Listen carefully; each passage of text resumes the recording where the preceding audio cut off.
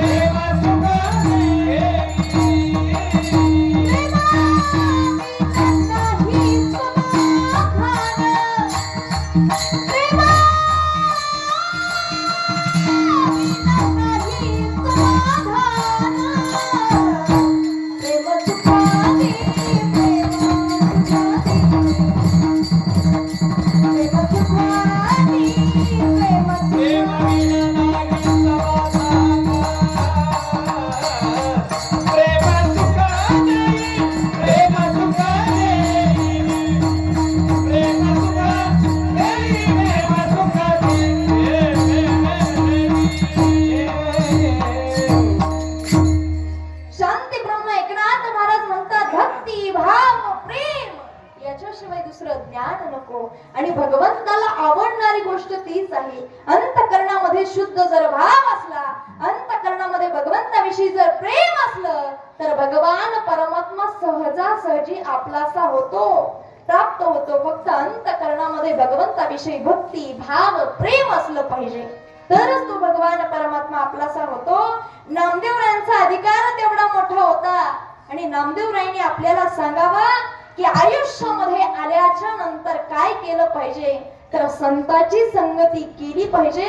हेच महाराज अभंगाच्या प्रथम चरणामध्ये संत पायी माता देवी दास भावे, संत पायी माता देवी दास भावे, संत पायी माता देवी दास भावे, संत देवी माता देवी दास भावे, संत पायी माता देवी दास भावे, संतबाई माता देवी दास भावे, देवी दास भावे, संतबाई माता देवी दास भावे, संतबाई माता देवी दास भावे.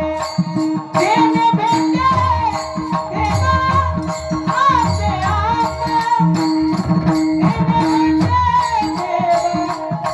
आपे आप, मनवोली धरा अखंड बजावे, मनवोली धरा अखंड बजावे.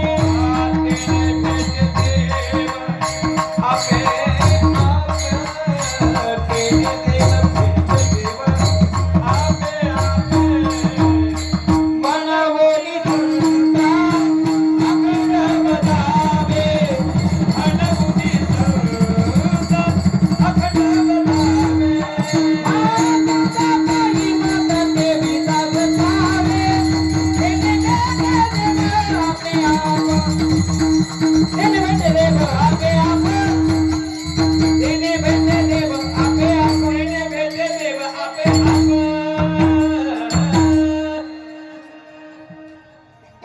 अधिकार संपन्न संत नामदेवराय अभंगाच्या प्रथम चरणामध्ये म्हणतात की आयुष्यामध्ये आल्याच्या नंतर संताची संगती करायची. बरं, संतांच्या संगतीमध्ये गेल्याच्या नंतर काय करायचं? आपलं जे मस्तक आहे संताच्या चरणावरती ठेवायचं. संताच्या चरणावरती लीन झालं नाही झालं तर विश्वाचा मालक सहजासहजी भगवान परमात्मा आपलासा होतो. म्हणून संताची संगती केली पाहिजे. श्याम तेरे मिलाने का सतसंग ही बहाना है,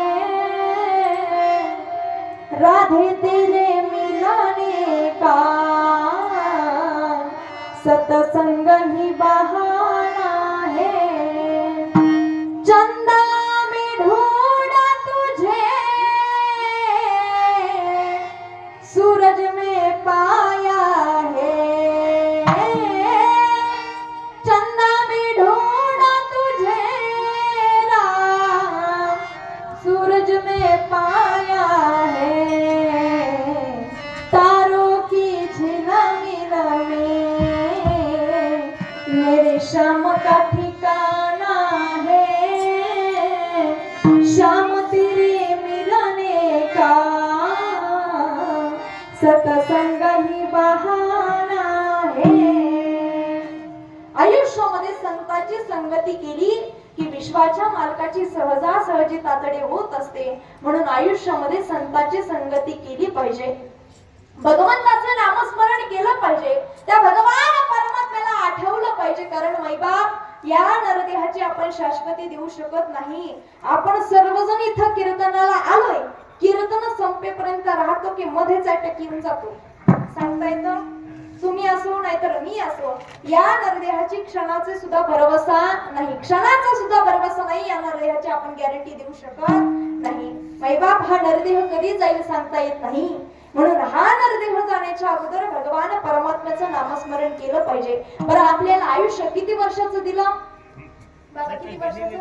हा शब्द गणिले ते अर्धरात्र. अल्पायुष्य मानव देह अल्पायुष्य मानव देह शब्द गणिले ते अर्धरात्र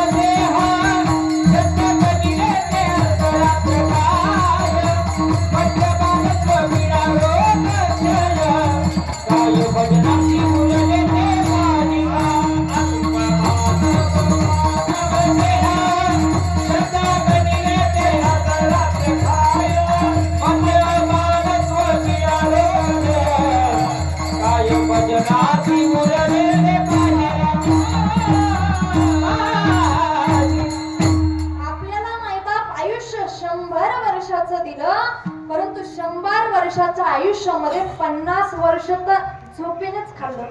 त्यामध्ये बालपण आलं, 50 वर्षामध्ये तारुण्य आलं, म्हातारपण आलं, भरपूर असे आजार आले. मग भजनासाठी काय वर्ष उरले महाराज? आहे तोपर्यंत तरणा भाग्यवंत नटे हरी कीर्तनात. आयुष्यामध्ये आल्याच्या नंतर आहे तोपर्यंत भगवंताचं भजन करा. रामदास स्वामीने सुंदर प्रकारे वर्णन केलेलं आहे. आपल्याला आयुष्य 100 वर्षाचं दिलं, परंतु त्या 100 वर्षाच्या आयुष्यामध्ये आपण नेमकं काय काय करतो आणि काय काय होतं नीट लक्ष देऊन ऐका. सावध सावधान वाचे वदा नारायण. सावध सावधान वाचे वदा नारायण. 10 वर्ष बालपण 20 वर्ष तारुण्य अंगी भरला मदान. मग तो कैचा सावधान. सावध सावधान वाचे वदा नारायण. 30 वर्ष होती दारा पुत्र मागे फिरती. दारा या शब्दाचा अर्थ म्हणजे आपली पत्नी, आपली बायको बर का. 30 वर्ष होती दारा पुत्र मागे फिरती. प्रपंच लागे पाठी मग तो कैचा परमार्थी. सावध सावधान वाचे वदा नारायण. 40 वर्ष झाले डोळा 40 आले. इथं चष्मा पण आलाय. 40 वर्ष झाल्याच्या नंतर डोळ्याला चष्मा लागतो बर का.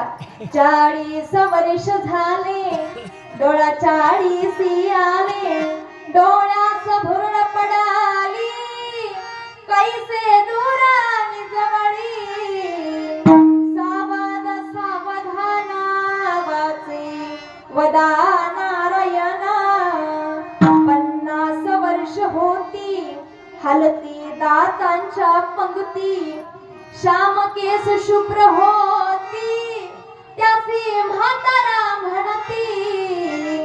सावध सावधान वाचे वदा नारायण. 60ची बुद्धी नाटी मग हात आणि काठी. वसवास लागे पाठी त्यासी हसती कारटी. सावध सावधान वाचे वदा नारायण. 70ची झाली रचना उठल्याने बोलवेना. बोलव्याने चालवेना मग तो झाला दैन्यवान.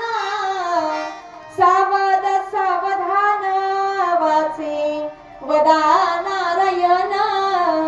4 20 मिळून 80 मग तो झाला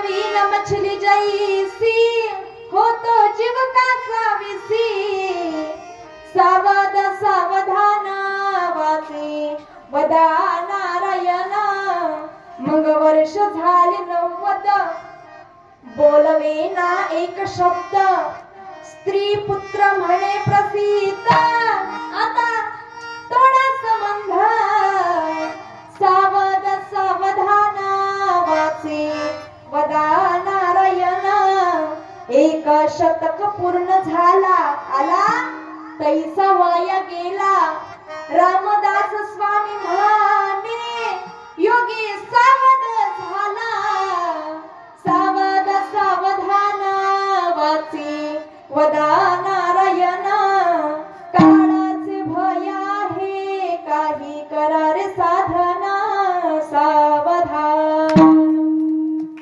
100 वर्षाचं आयुष्य कशा पद्धतीने निघून जात आणि शेवटच्या क्षणाला आठवतं भगवंताचं भजन केलं असतं तर बरं झालं असतं भगवंताचं नामस्मरण केलं असतं तर बरं झालं असतं म्हणून माईबाप आहे तोपर्यंत हा नरदेह आहे तोपर्यंत भगवंताचं भजन करा भगवंताचं अखंड नामस्मरण करा तो भगवान परमात्मा आपलासा करून घ्या विठ्ठल विठ्ठल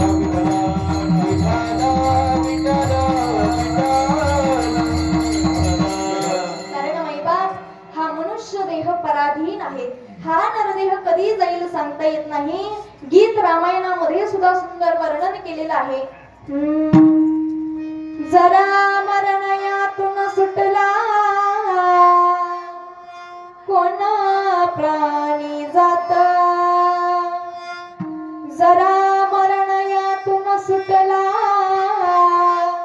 कोण प्राणी जात दुःख मुक्त जगला कारे कोण या जगात काय शोक करीसी वेड्या स्वप्नीच्या फळांचा काय शोक करीसी वेड्या स्वप्नीच्या फळांचा पराधीन आहे जगती पुत्र मानवाचा दोष ना कोणाचा दोन मुनक्याची होते सागरात भेटा दोन मुनक्याची होते सागरात भेटा एक लाट तोडी दोघा पुन्हा नाही गाठ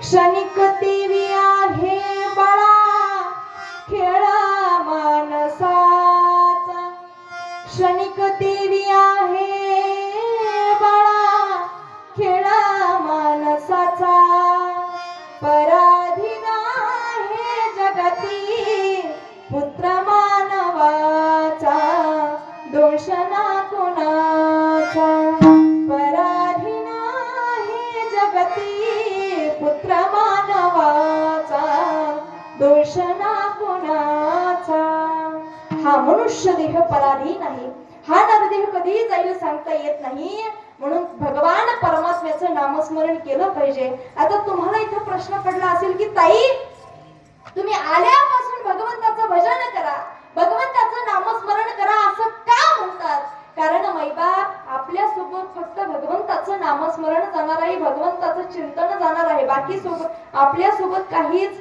येणार नाही नवे नवे तर भगवंताचं नामस्मरण केलं तयाच्या चिंतने निरसेल संकट आणि कराल दुर्गट भवसिंधू भगवंताचं जर नामस्मरण केलं भगवंताचं जर अखंड चिंतन केलं तर तो भगवान परमात्मा आपल्या संकटाला धावून येतो म्हणून भगवंताचं भजन केलं पाहिजे मी सांगत नाही गजेंद्राच्या जीवनामध्ये प्रसंग आलाय तोपर्यंत भजन करा विठ्ठल विठ्ठल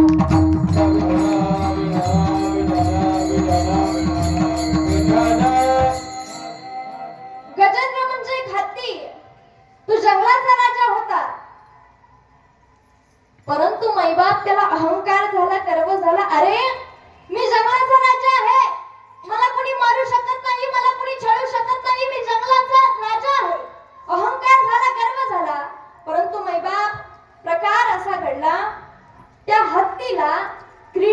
करण्याची खूप इच्छा झाली. आता हत्तीला आवडणारी क्रीडा कोणती? जलक्रीडा, बरोबर. पाण्यातली क्रीडा हत्तीला आवडते. म्हणून तो हत्ती एका तळ्यामध्ये उतरला आणि उतरल्याच्या नंतर प्रकार असा घडला मैबाप, एका नकराने गजेंद्राचा पाय धरला. आता नकर म्हणजे काय? मगर, बरोबर. एका मगरीने गजेंद्राचा पाय धरला, त्या हत्तीचा पाय धरला. त्यावेळी तो गजेंद्र म्हणू लागला, अगं तुला माहित नाही का, मी जंगलाचा राजा आहे, मला कुणी मारू शकत नाही, मला कुणी छळू शकत नाही, आणि तू माझा पाय धरलास, सोड म्हणतो ना. त्यावेळी माईबाप ती नकर म्हणते, ती मगर म्हणते, तू असशील तिकडचा राजा. हितला राजा कोण आहे? मी आहे. ती एक म्हण अशी आहे बघा, हर गली में, पुढचं तुम्हीच म्हणा. म्हणजे ती मगर म्हणते, तू असशील तिकडचा राजा, पाण्यातला राजा मी आहे, मी सोडणार नाही. मैबाप बघता बघता 1 दिवस झाले, 2 दिवस झाले, 3 दिवस झाले, परंतु गजेंद्र काय पाण्याच्या बाहेर येत नव्हते आणि नक्र काय गजेंद्राचा पाय सोडित नव्हता. काय करावं, काय करावं? म्हणून त्या गजेंद्राने आपल्या लेकरा बाळाला आवाज द्यायला सुरुवात केली, बायकेला आवाज द्यायला सुरुवात केली, अरे धावा रे धावा, या संकटाच्या काळामधून मला वाचवा, मला सोडवा. त्यावेळी बायका पोरं बाळ धावत पळत आली, सोंडीला सोंड लावली आणि गजेंद्राला वर खेचण्याचा प्रयत्न केला. परंतु मैबाप 1 दिवस झाले, 2 दिवस झाले, 3 दिवस झाले, परंतु गजेंद्र काय पाण्याच्या बाहेर येत नव्हते, नकर काय गजेंद्राचा पाय सोडित नव्हता. शेवटी बायका पोरं म्हटली, जाऊ द्या, पिकलेलं पान आहे, कधी ना कधीतरी गळणारच आहे, असं म्हणून निघून गेली मैबाप. निघून गेल्याच्या नंतर या गजेंद्राच्या डोळ्यामध्ये पाणी येऊ लागलं, अश्रू वाहू लागले. अरे ज्यांच्यासाठी एवढी खटपट केली, ज्यांच्यासाठी पूर्ण आयुष्य जाळलं, ती आज सुद्धा माझ्या संकटाच्या काळामध्ये धावून आलेली नाहीत. डोळ्यामध्ये अश्रू वाहू लागले. विश्वाच्या मालकाला आवाज दिला, देवा, अरे खऱ्या अर्थाने सांगायचं झालं तर माझं या जगामध्ये एकटा तू सोडता कुणीच नाही. आणि खरं सांगू, संत महात्म्याने सुद्धा वर्णन केलेलं आहे, नाही रे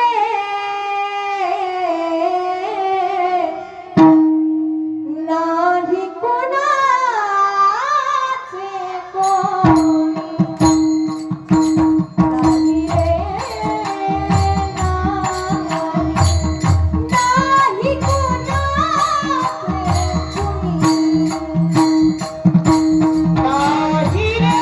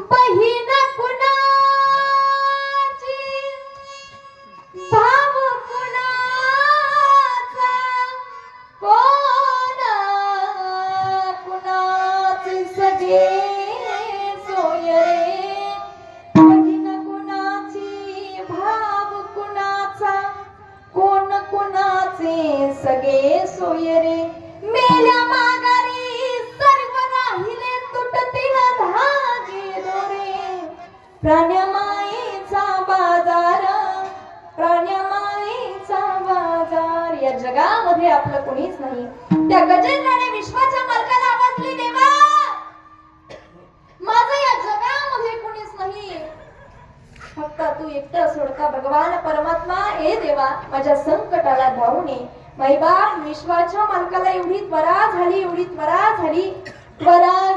गरुडा टाकीला मागे मैबाप एवढी त्वरा झाली गरुड मागे टाकला आणि विश्वाचा मालक स्वतःच्या वेगाने धावून आला आणि गजेंद्राला त्या संकटाच्या काळामधून सोडवलं वाचवलं म्हणून भगवंताचं नामस्मरण केलं नाम चिंतन केलं तयाच्या चिंतने निरसेल संकट आणि तराल दुर्गट भवसिंधू म्हणून भगवंताचं भजन केलं पाहिजे एकदा सर्वांनी वरती हात घ्या महिला मंडळ पुरुष वर्ग सर्वांनी आणि मुखाने भगवंताचं भजन करायचं आणि या दोन हातांनी टाळी वाजवायची हा सर्वांनी घेतले मला सर्वजण दिसतात बरं का नाहीतर आपले गणपती बाप्पा आहेतच मुखाने सुंदर असं भजन करा विठोबा राखो माई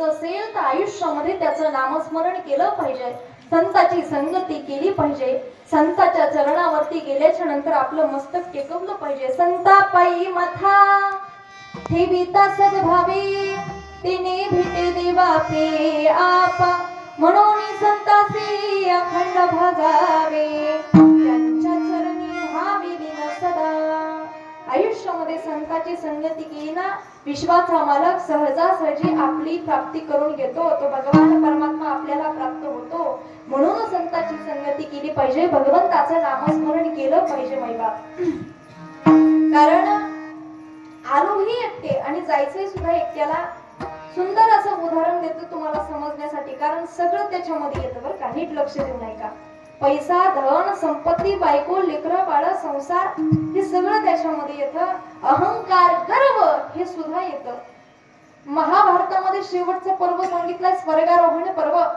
आणि त्या स्वर्गारोहण पर्वामध्ये एवढं सुंदर वर्णन केलेलं आहे त्या 5 पांडवांचा अधिकार किती मोठा आहे बाबा एकाचा अधिकार एवढा मोठा आहे विश्वाचा मालक त्यांच्या सोबत उठत बसत होते खात पित होते एवढा अधिकार एकाचा आहे परंतु मैबाप एवढी संपत्ती प्रॉपर्टी राज्य धन जे काही होतं आलेही एकटे आणि गेले सुद्धा एकटे नीट लक्ष देऊ नये का निघाले 5 जण स्वर्गाच्या दिशेने दृष्टांत डोळ्यासमोर घ्या 5 पांडव निघाले स्वर्गाच्या दिशेने सोबत द्रौपदी माता सुद्धा आहेत आणि सोबत एक पुत्र सुद्धा आहे आता ते पुत्र दुसरं कोणी नसून साक्षात परब्रह्म आहे निघाले 6 जण स्वर्गाच्या दिशेने आणि प्रकार असा घडला मैबाप सगळ्यात लहान भाऊ आहेत ते सहदेवांना चक्कर आली सहदेव जमिनीवरती पडल्याच्या नंतर भीमानं पळत धर्मराजाकडे जावं धर्मराजाला म्हणावं दादा तुझा लाडका भाऊ जमिनीवरती पडला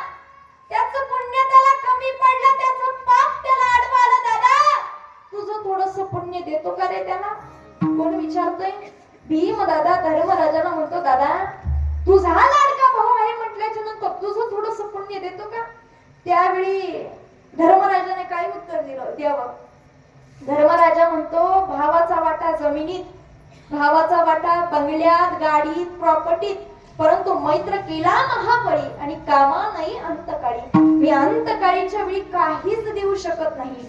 त्यावेळी मैबाप भीमानं प्रश्न केला, दादा बरं नका का देना, परंतु सांग दादा याच्या आयुष्यामध्ये कोणतं असं पाप घडलं की त्याला स्वर्गाची प्राप्ती झाली नाही. त्यावेळी धर्मराजाने एवढा अभ्यासपूर्ण उत्तर दिलं.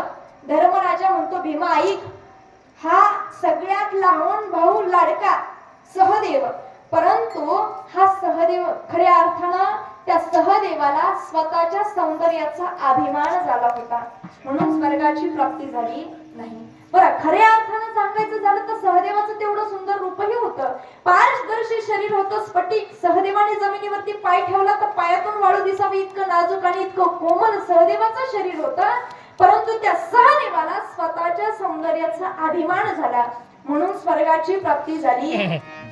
शुभाचितकारांनी 9 प्रकारचे भय सांगितले मैबाप. त्यामधील रूपाचं भय सांगितलं. रूपे जराय भयम. प्रत्येक जीवाला ज्याला त्याला तारुण्याचा अभिमान असतो, परंतु म्हातारपणाची भीती ही प्रत्येकाला असते.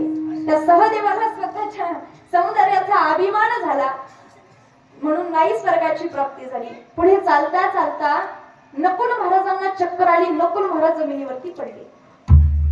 पडल्याच्या नंतर भीमानं प्रश्न केला, दादा या नकुलाच्या जीवनामध्ये कोणतं असं पाप घडलं की त्याला स्वर्गाची प्राप्ती झाली नाही? त्यावेळी धर्मराजाने उत्तर दिलं. धर्मराजा म्हणतो, ऐक भीमा, हा नकुल आपला सावत्र भाऊ, परंतु सावत्र भावासारखं कधी प्रेम याच्यावरती केलं नाही, सख्या भावासारखं प्रेम केलं, परंतु या नकुलाच्या अंतःकरणामध्ये सावत्रपणाचा भेद निर्माण झाला, म्हणून स्वर्गाची प्राप्ती झाली नाही. आई वडील नाहीत, भाऊ आहेत ते सावत्र आहेत, हे आपल्याला राज्य देणार नाहीत, प्रॉपर्टी देणार नाहीत, संपत्ती देणार नाहीत, कुठल्याच प्रकारचा वाटा देणार नाही. हा सावत्रपणाचा भेद निर्माण झाला, म्हणून स्वर्गाची प्राप्ती झाली नाही. म्हणून आयुष्यामध्ये आल्याच्या नंतर कुठल्याच गोष्टीचा भेद कधी करायचा नाही. उदाहरण सांगू, हा माझ्या जातीचा म्हणून त्याला खुर्चीवर बसवायचं, हा तमक्या जातीचा म्हणून त्याला खाली बसवायचं. हा जातीमध्ये भेद आहे आणि जातीमध्ये भेद कधी करायचा नाही. संत मांडळीने वर्णन केलेलं आहे की सकळांशी येथे आहे अधिकार, खट नट यारे आणि शुद्ध होऊनी जारे. न पाहयाती कोणाचा विचार, न पाहयाती कोणाचा विचार, न पाहयाती कोणाचा विचार, न पाहयाती कोणाचा विचार, न पाहयाती कोणाचा विचार, न पाहयाती कोणाचा विचार, न पाहयाती कोणाचा विचार,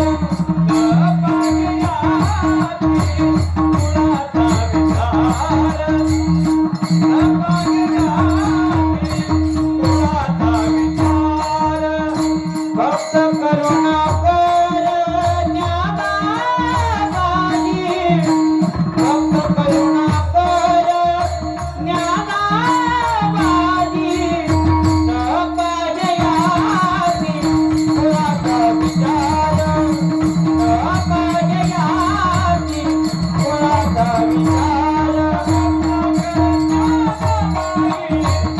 भक्त करुणाकर ज्ञानाबाई, न पाहयाती कोणाचा विचार, न पाहयाती कोणाचा विचार, न पाहयाती कोणाचा विचार. भक्त करुणाकर ज्ञानाबाई, भक्त करुणाकर ज्ञानाबाई, भक्त करुणाकर ज्ञानाबाई कोणाचा विचार. भक्त करुणाकर ज्ञानाबाई, भक्त करुणाकर ज्ञानाबाई, ज्ञानाबाई, ज्ञानाबाई. न पाहयाती कुणाचा विचार आणि भक्त करुणा करत ज्ञानाबाई. मैबाप संत महांदेवांनी वर्णन केलेलं आहे की सगळ्यांना भगवंताचं भजन करायला अधिकार आहे, म्हणून कुठल्याच गोष्टीचा भेद कधी करायचा नाही. परंतु त्या नकुलाच्या अंतःकरणामध्ये सावत्रपणाचा भेद निर्माण झाला म्हणून स्वर्गाची प्राप्ती झाली नाही. पुढे चालता चालता माईबाप एक आश्चर्यजनक गोष्ट घडली. द्रौपदी मातेला चक्कर आली. द्रौपदी माता जमिनीवरती पडल्याच्या नंतर भीमदादा पळत पळत धर्मराजाकडे जातो. दादा, अरे द्रौपदी जमिनीवरती पडली. ती तर साक्षात विश्वाच्या मालकाची लाडकी बहीण आहे. महिला मंडळ, आम्ही मुख्यमंत्र्याच्या लाडक्या बहिणी आहोत. बरोबर की नाही? आम्ही मुख्यमंत्र्याच्या लाडक्या बहिणी आहोत तरी आम्हाला एवढा मोठा आनंद होतो. ती तर साक्षात विश्वाच्या मालकाची लाडकी बहीण आहे. नवे तर ज्या बाईचं नाव घेतल्याच्या नंतर आपली महापातकातून सुटका होते. अहिल्या, द्रौपदी, सीता, तारा, मंदोदरी तथा पंचकन्या स्मरे नित्यम महापातकनाशनम. ज्या बाईचं नाव घेतल्याच्या नंतर आपली महापातकातून सुटका होते अशी असणारी द्रौपदी, तिला सुद्धा स्वर्गाची प्राप्ती झाली नाही. भीमाने प्रश्न केला, दादा, अरे द्रौपदीचा अधिकार किती मोठा आहे. अरे द्रौपदीने एकदा आवाज दिल्याबरोबर विश्वाचा मालक त्वरित धावून येत होता. अरे दादा, ज्यावेळी वस्त्रहरण होत होतं त्यावेळी द्रौपदी मातेने एकदाच आवाज दिला. कोठे गुंतला द्वारके राजा, कोठे गुंतला द्वारके राजा, मेरा पास गया लावीरा, लावीरा मेरा पास गया लावीरा.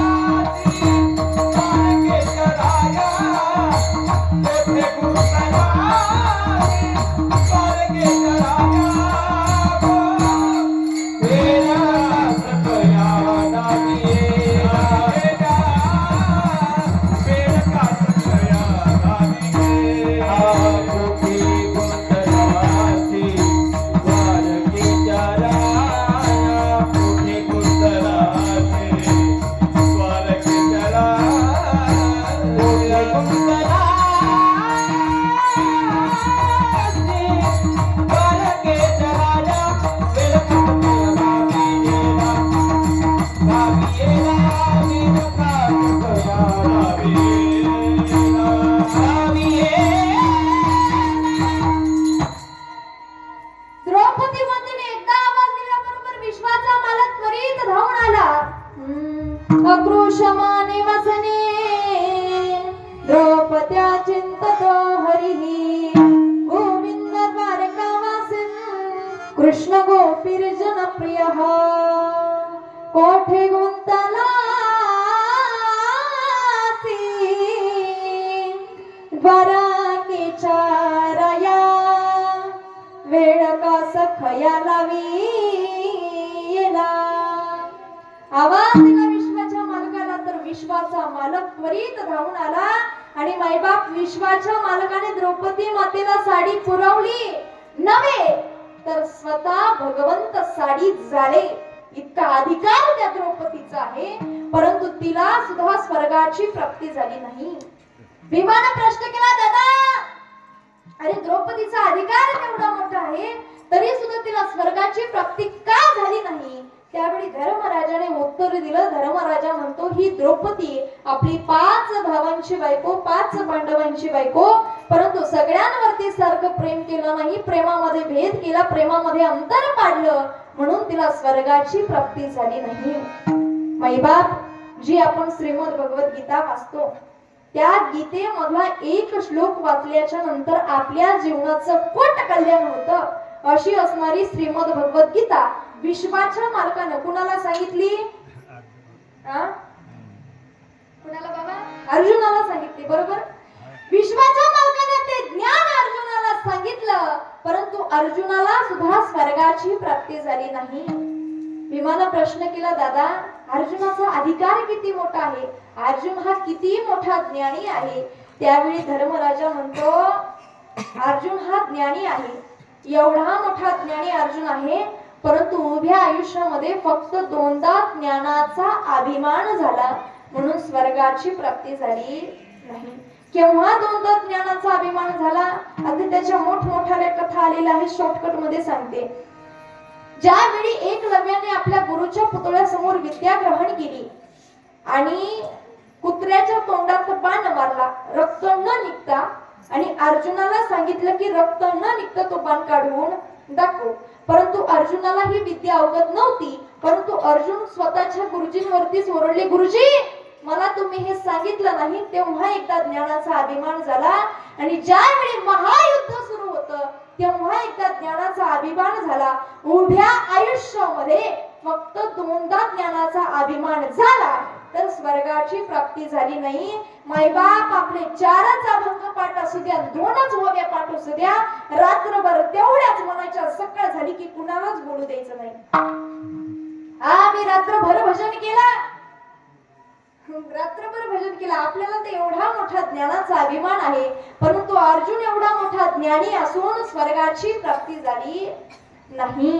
पुढे चालता चालता स्वर्गाचं दार आलं आणि स्वर्गाच्या दारात भीमदादाला पडावं लागलं. भीमाने प्रश्न केला, दादा अरे मी पडलो, माझ्या आयुष्यामध्ये कोणतं असं पाप घडलं की मला स्वर्गाच्या दारात पडावं लागलं. परंतु स्वर्गाच्या दाराचा उंबरठा सुद्धा ओलांडता आला नाही. त्यावेळी मैबाप धर्मराजाने एवढं सुंदर उत्तर दिलं. धर्मराजा म्हणतो, भीमा 9000 हत्तीचं बळ आहे राजा तुझ्या अंगामध्ये, परंतु त्या भीमाला स्वतःच्या बळाचा अभिमान होता म्हणून स्वर्गाच्या दारात पडावं लागलं. स्वर्गाच्या दाराचा उंबरठा सुद्धा ओलांडता आला नाही. गाजत वाजत स्वर्गामध्ये गेले ते धर्मराजा, परंतु धर्मराजाचा अंगठा हा नरकामध्ये गेलाय. का गेलाय त्याला एक कारण आहे.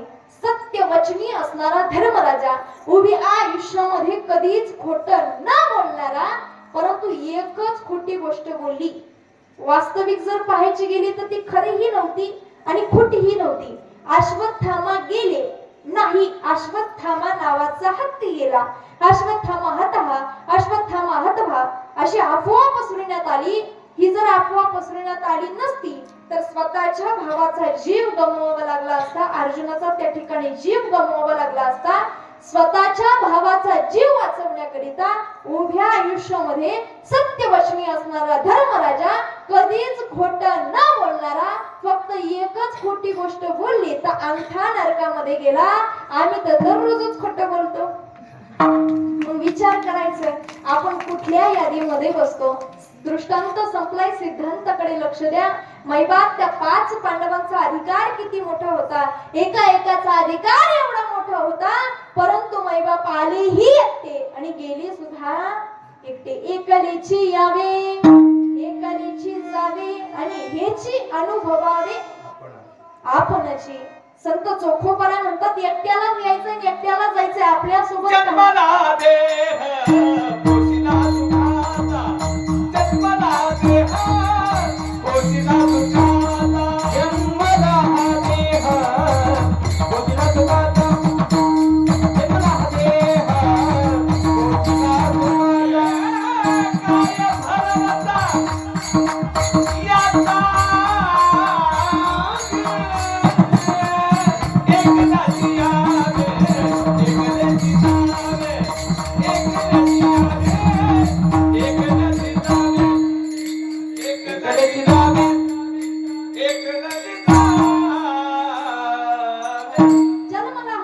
पोशिला सुखाचा. काय भरवता काय भरवसा याचा आहे. या नरदेहाचा काहीच भरवसा नाही. आहो तोपर्यंत भगवंताचं भजन करा, भगवंताचं नामस्मरण करा, आयुष्यामध्ये संतांची संगती करा. संता पायी माथा ठेविता सद्भावी, तिने भेटे देवा आपे आप. म्हणून संतांचे अखंड भजावे, त्यांच्या चरणी व्हावे सदा. संत इतके श्रेष्ठ आहेत का. संता घरी देव कामी धंदा करी आणि पितांबर घरी वरी छया. संतांवरती जर संकट आलं, भक्तांवरती जर संकट आलं तर विश्वाचा मालक त्वरित धावून येतो. म्हणून संतांची संगती करायची, भगवंताचं नामस्मरण करायचं. आणि जर तुम्हाला भगवान परमात्मा भेटला, भेटणार तर नाही माहिती आहे, परंतु जर भेटलाच तर तुम्ही भगवान परमात्म्याला काय मागता.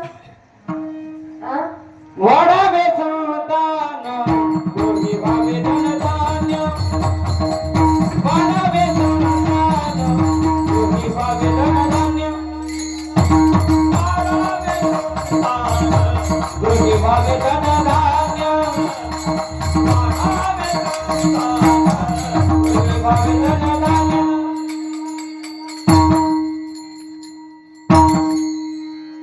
जर तुम्हाला भगवान परमात्मा भेटला तर काय मागता? आजीबाई काय मागता? माझ्या मुलीला मुलगा होऊ दे, श्रीमंती येऊ दे, धनाचा हंडा सापडू दे. आपण असंच मागतो ना, संसारामधल्या गोष्टी मागतो. परंतु मागायचं असेल तर एक विनंती करते माई बाप, मागायचं असेल तर भगवान परमात्म्याला योग्य पद्धतीने मागावं. काय मागावं? देवा तू जे दिला हे सर्व काही आहे.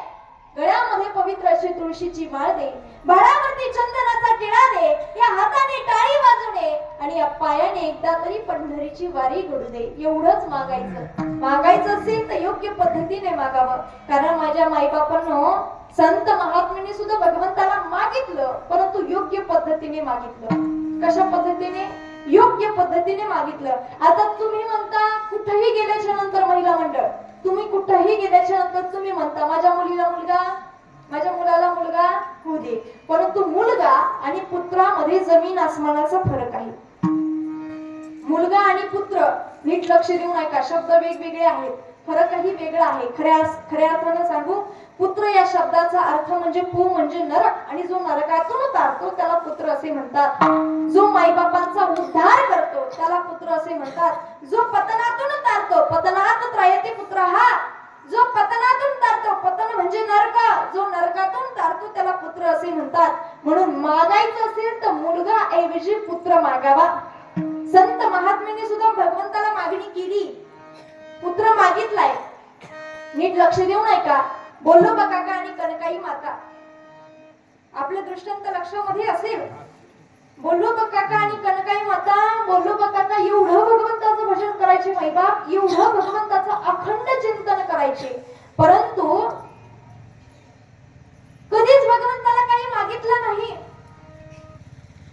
त्या विश्वाच्या मालकाच्या डोक्यावरती एवढं बोल्लोबा काकाच्या भक्तीचं ओझं झालेलं होतं, एवढं ओझं झालेलं होतं.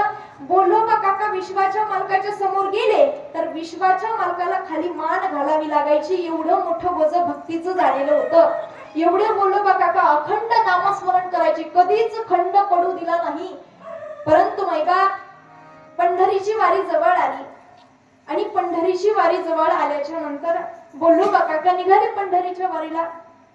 एक गोष्ट लक्षात ठेवा, आयुष्यामध्ये एकदा तरी हा नरदेह मिळाला ना, मृत्यू लोकामध्ये आल्याच्या नंतर एकदा तरी पंढरीची वारी केली पाहिजे. पंढरीच्या वारीमध्ये एवढं सुख आहे, एवढं सुख आहे. पंढरीसी सारे आल्यानु संसारा, पंढरीसी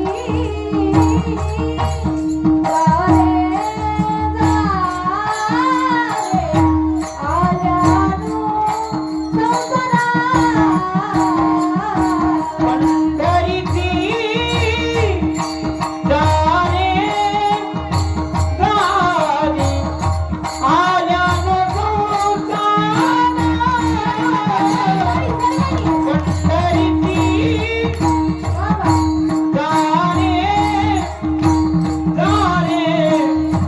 आल्यानु संसारा,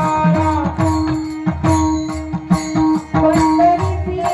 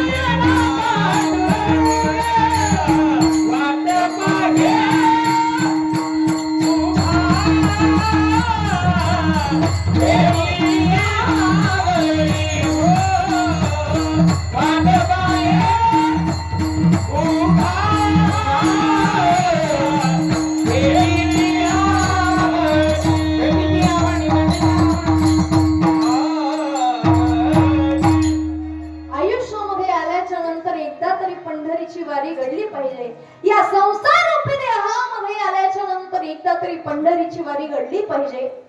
पंढरीसी जा रे जा रे आर्यानु संसारा दिनाचा सोयरा पांडुरंग दिनाचा सोयरा पांडुरंग दिनाचा सोयरा पांडुरंग दिनाचा सोयरा पांडुरंग वाट पाहे उभा उभा भेटीची आवडी. म्हणून आयुष्यामध्ये आल्याच्या नंतर पंढरीची वारी घडली पाहिजे. बोलोबा काका निघाले पंढरीच्या वारीला. तेवढ्यामध्ये कणकाई माता म्हणतात, अहो मलाही तुमच्या सोबत घेऊन चला.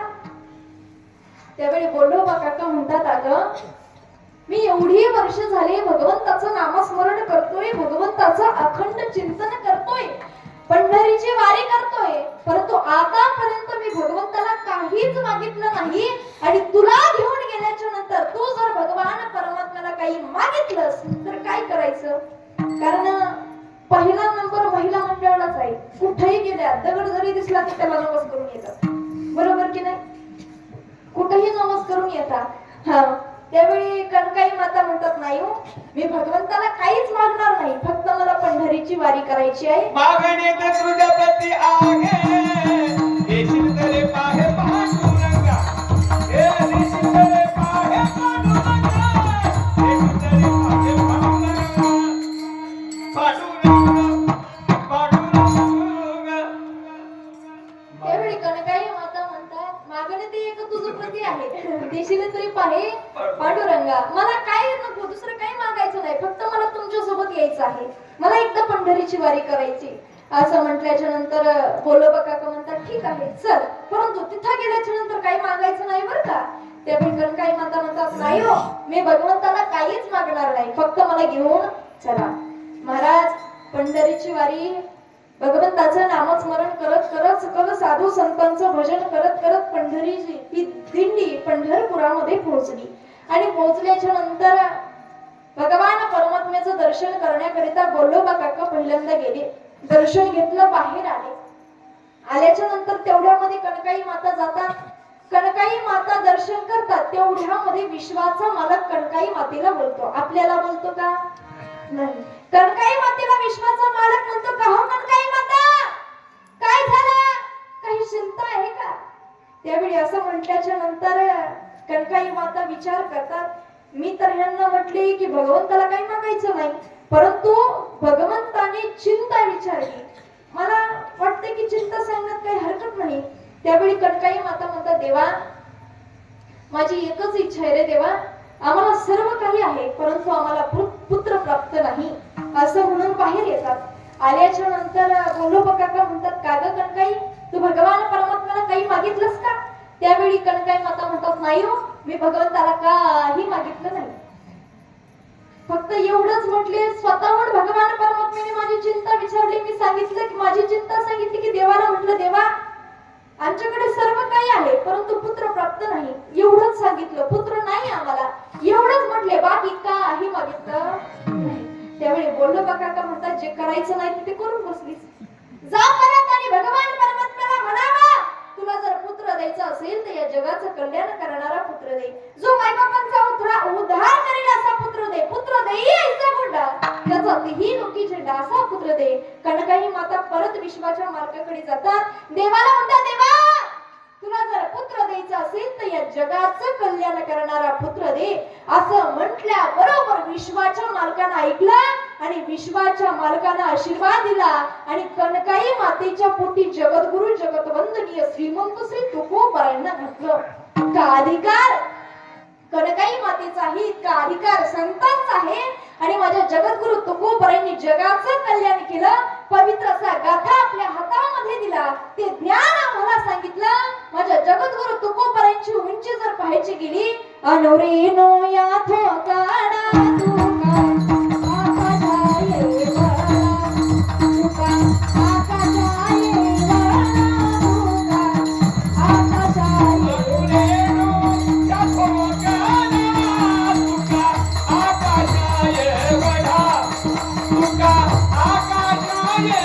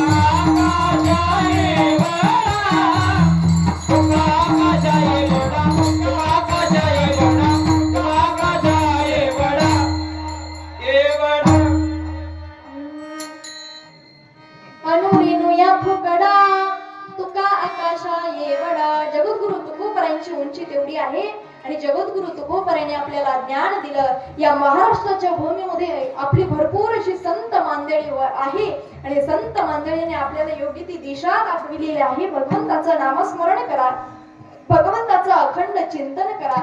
म्हणून आयुष्यामध्ये आल्याच्या नंतर हा नरदेह कधी जाईल सांगता येत नाही. म्हणून आहे तोपर्यंत संतांची संगती करा, भगवान परमात्म्याचं नामस्मरण करा, अखंड चिंतन करा. एकदा महिला मंडळ वरती हात घ्या आणि माझ्या मागे सर्वांनी म्हणायचं. हा म्हणणार ना? जेवण केले का सर्वांनी? केले ना? हा. सुंदर असं भजन म्हणायचं. मागच्या महिला मंडळ घ्या ना वरती हात. माझ्या माग मोठा आवाज काढा बरं का. नामदेव जनाबाई, नामदेव जनाबाई, सोपन काका मुक्ताबाई, नामदेव जनाबाई, सोपन काका मुक्ताबाई, नामदेव जनाबाई. सर्वांनी म्हणा, सोपन काका मुक्ताबाई, मागच्या बाया बोलत नाही. तुमचं लक्ष आहे म्हणायचं. विठ्ठला विठ्ठला